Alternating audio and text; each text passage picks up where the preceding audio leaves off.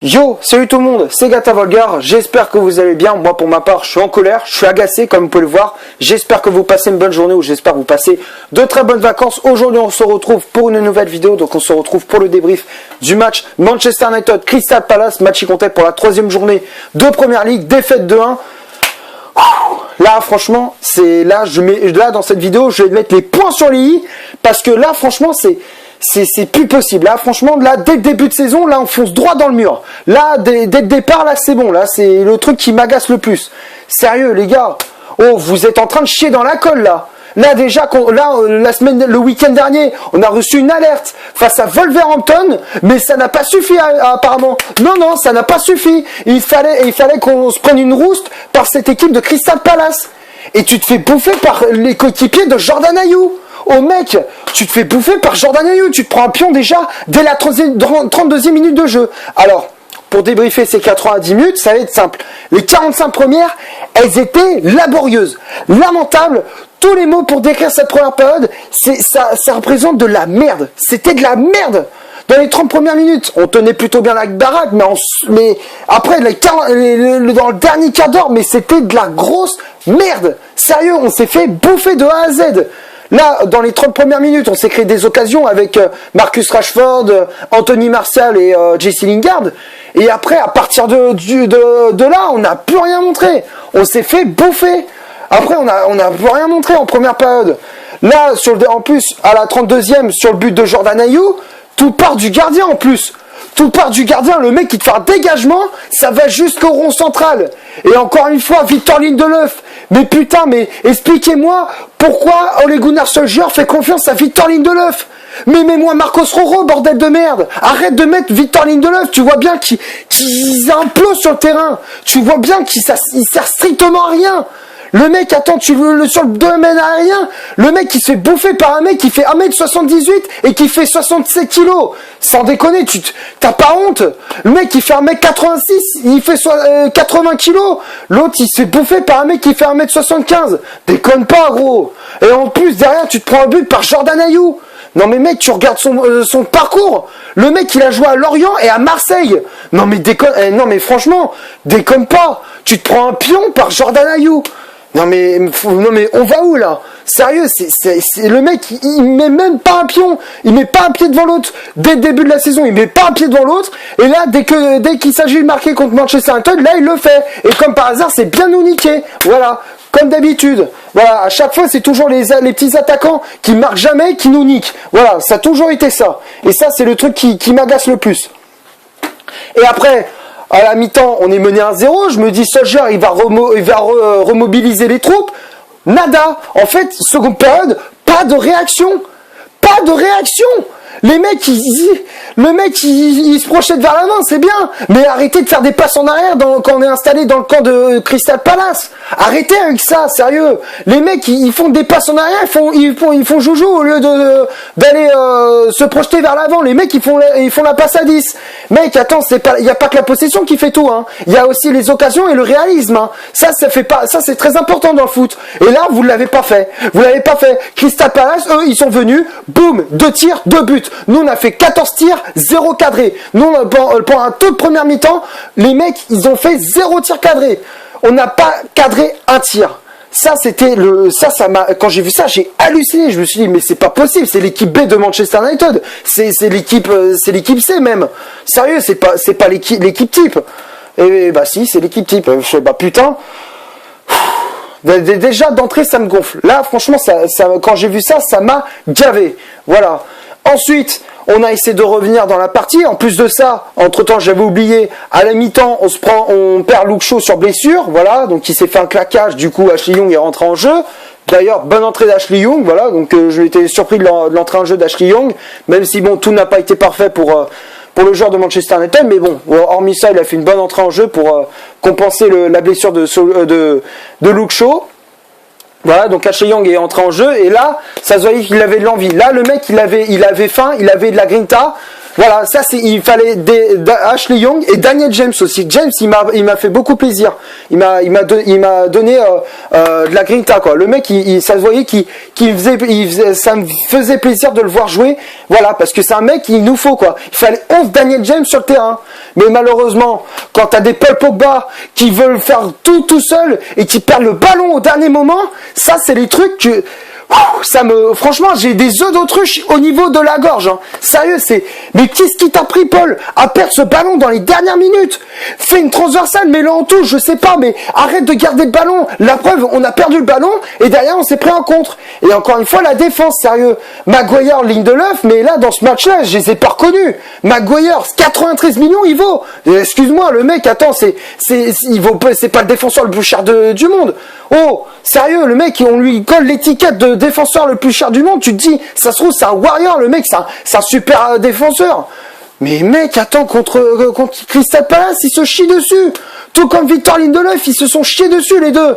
Mets-moi une charnière centrale, mais solide. À la limite, Maguire, tu peux le garder, mais Victor Lindelof, tu me le dégages. Tu me le vires, tu me mets, je sais pas, le petit Wanzebe, ou alors tu me mets Marcos Rojo, Smalling, ou Phil Jones, tu te démerdes, mais tu mets plus Victor Lindelof, c'est fini, tu ne le mets plus. Là, je ne peux plus. Voilà.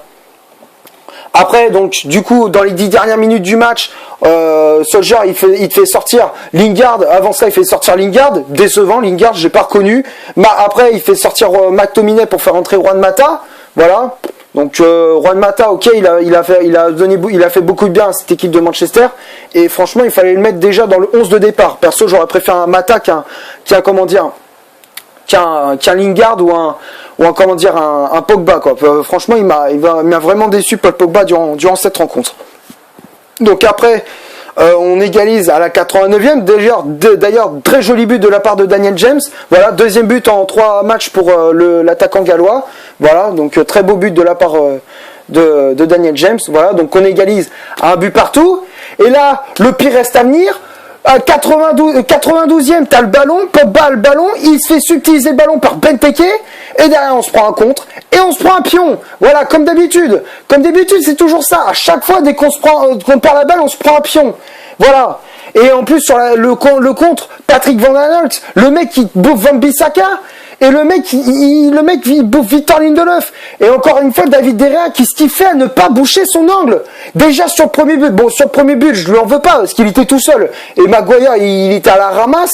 Et ensuite, sur le deuxième but, qu'est-ce qui te prend? Mec, normalement, t'es censé bouger ton angle. Là, tu l'as pas bougé, t'as laissé un espace entre toi et le poteau, t'as laissé un espace comme as.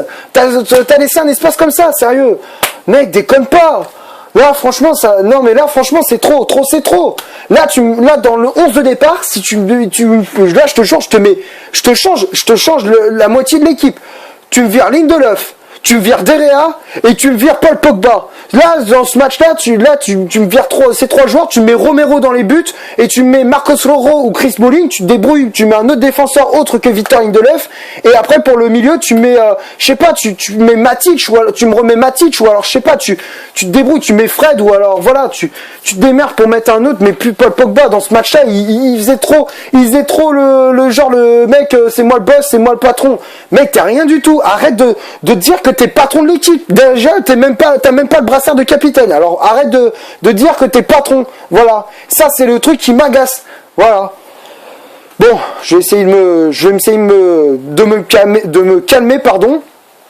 Donc voilà, on va passer maintenant à la compo de Ole Gunnar Solskjaer, le 11 de départ, la composition d'équipe que Ole Gunnar Solskjaer a alignée pour ce Manchester Crystal Palace. Donc c'est un 4-2-3-1 avec David De Gea dans les cages de United. La charnière centrale que je veux plus voir d'ailleurs, c'est Maguire associé à Lindelof. Tu me dégages Victor Lindelof, tu me mets comme je disais Smalling ou Marcos Rojo. Voilà. Après, Van Bissaka, latéral droit, Luke Shaw, latéral gauche, Pogba et McTominay devant la défense, Lingard en numéro 10, Daniel James, milieu latéral droit, Marcus Rashford, milieu latéral gauche, en point de l'attaque de Manchester United, c'était Anthony Martial. Voilà. Après, il y a eu les remplaçants qui étaient entrés en jeu. Comme je disais, il y avait Ashley Young qui est rentré à la place de Luke Shaw, sorti sur blessure. Après, il y a eu le petit Mason Greenwood qui est entré en jeu à la place de Jesse Lingard et Juan Mata qui est entré en jeu à la place de Scott McTominay. Déjà, dans le 11 de départ, j'aurais fait quelques changements. Déjà, David De Gea dans ce match-là, il m'a vraiment déçu. Voilà. Personnellement, dans le prochain match, j'espère qu'il va mettre peut-être Marcos Rojo. Voilà. Marcos Rojo, je dis n'importe quoi. Sergio Romero, pardon. Voilà. Après la défense, tu mets Rojo associé à Maguire ou comment il s'appelle, Smalling associé à Maguire. Voilà. Tu me vires Victor Lindelof parce qu'il sert plus à rien ce mec-là. Voilà. Je comprends même pas pourquoi on l'a gardé. Ensuite, Paul Pogba, tu mets Fred ou tu me remets Nemanja Matic, mais Pogba c'est bon là, dans ce match-là, il a été mis à la ramasse quoi. Le mec il a rien montré, c'est bon, le mec il a servi strictement à rien. Voilà. Et ensuite, en point de l'attaque, tu me mets, je sais pas, tu me trouves un attaquant qui est là, il reste encore quelques jours de mercato, voilà. Je sais que Alexis Sanchez, il va faire ses valises, parce que bon, j'avais oublié, là, on en parle récemment, parce qu'Alexis Sanchez, il va peut-être faire ses valises, il va aller à l'Inter, voilà, rejoindre son partenaire qui était à Manchester United, Romelu Lukaku, voilà, donc ça va faire un joueur de merde en moins, voilà.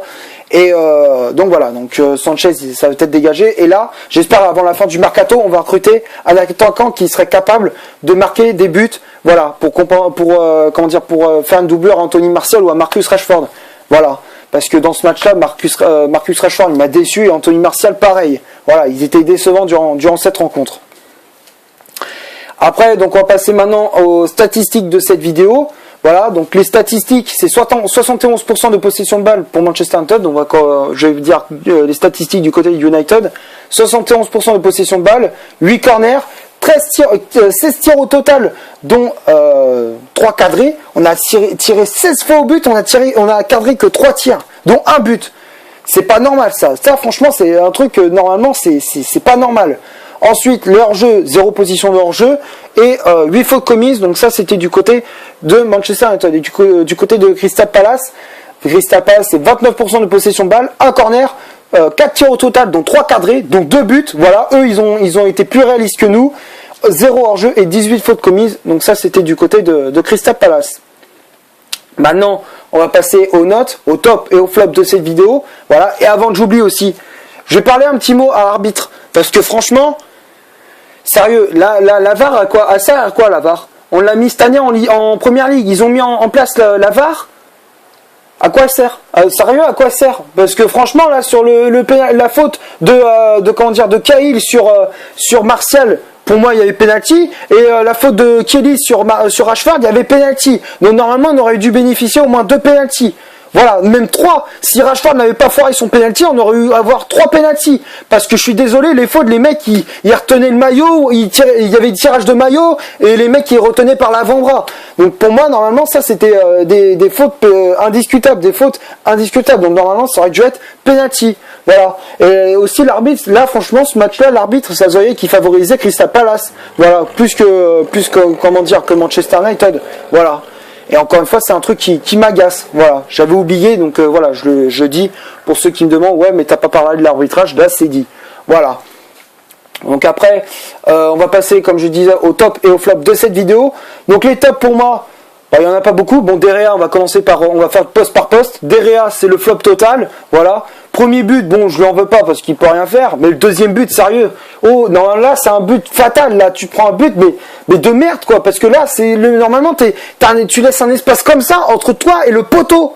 Normalement, t'es censé boucher ton angle. Normalement, il y a 0. Normalement, tu laisses rien passer. Là, t'as laissé ça d'espace et c'est rentré au fond des filets. Voilà. Et normalement, ça c'est interdit de se prendre un but comme ça. Là, franchement, c'est interdit. De se prendre un but comme ça, t'égalises à la 89e et tu te prends un but à la 92e, c'est interdit. Ça, c'est la règle numéro 1 qu'il ne faut surtout pas faire. Voilà, c'est la règle numéro 1 à respecter. Et ça, on ne l'a pas respecté encore une fois. Voilà. Donc là, De Gea, c'est le flop. Lindelof et Maguire, les deux, c'est le flop total. Maguire, ses transmissions, elles étaient catastrophiques. Lindelof, on n'en parle même pas. Là, les deux, ils ont été décevants durant cette rencontre. Maguire, il m'a déçu, et Lindelof, encore pire. Voilà, les deux, ils étaient à la ramasse. Ensuite, Luke Shaw, bon, c'est peut-être le point positif que je mettrais, parce que Luke Shaw, il a fait quand même des montées incessantes. Malheureusement, il s'est blessé à la demi-heure de jeu. Voilà, et donc il est revenu, mais après, il s'est reblessé une nouvelle fois. Donc du coup, Luke Shaw, bon, il a quand même fait du bon boulot. Donc c'est le top. Wan-Bissaka, bon, Aaron Wan-Bissaka, il a fait quand même du bon boulot, on va pas lui cracher dessus. Il a quand même fait de bonnes montées, il a défendu sur certains ballons, même si on peut peut-être lui en vouloir sur le deuxième but de Crystal Palace. Mais bon, hormis ça, il a fait un très très bon match. Aaron Wan-Bissaka, lui, c'est quand même lui qui a adressé de très bons centres et tout.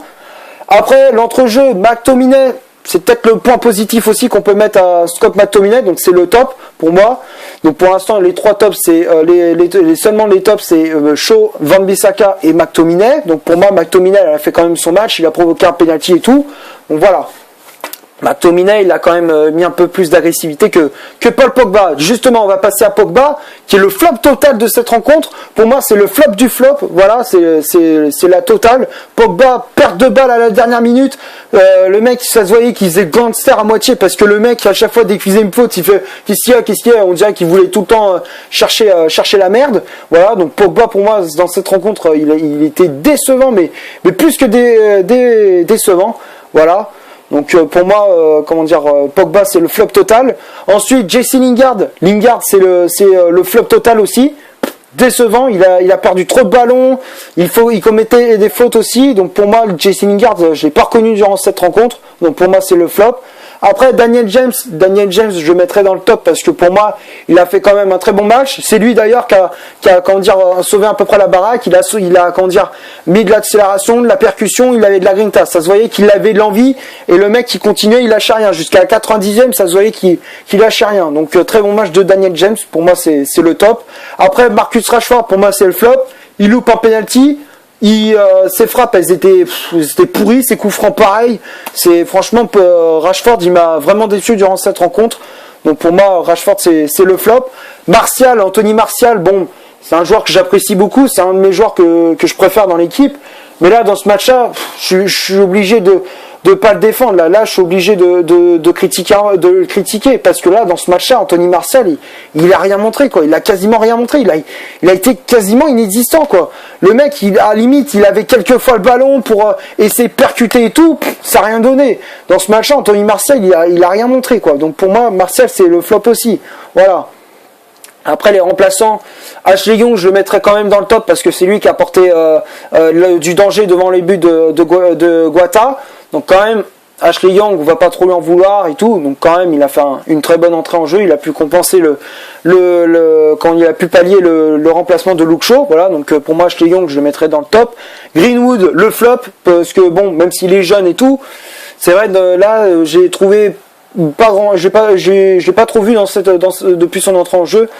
Il avait pas beaucoup de ballons. Certes, il avait pas beaucoup de ballons, mais bon, le très peu de ballons qu'il a eu, il l'a pas très bien exploité, à part avoir était la base de la base de l'occasion, si je puis dire. Il était au départ de l'action, si je puis dire, sur la faute de Scott McTominay, enfin sur la faute qui a obtenu McTominay, voilà, le penalty de Rashford.